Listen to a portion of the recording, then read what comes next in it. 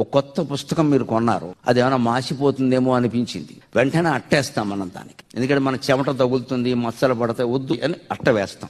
ఆ అట్ట దుమ్ముని, ధూళిని, చెమటని భరించడం వల్లే కదా లోపల పుస్తకం అందంగా ఉంది. తల్లిదండ్రులు ఆ చెమటని, దుమ్ముని, ధూళిని, కష్టాలని భరించబట్టే మనం ఎంత అందంగా ఉన్నాం.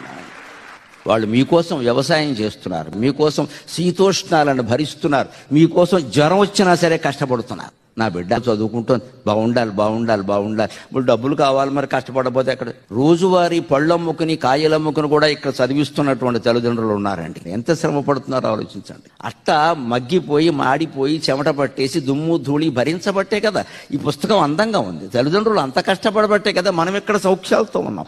మీ తల్లిదండ్రులు ఆనందించే విధంగా ప్రవర్తించండి, మీ తల్లిదండ్రులు ఆనందించే విధంగా ప్రవర్తించండి. వాళ్ళకి మచ్చ తీసుకురాకూడదు ఎట్టి పరిస్థితుల్లో. తల్లి కన్నీళ్లు పెట్టింది అంటే జీవితం అంతా శాపం అయిపోతుంది.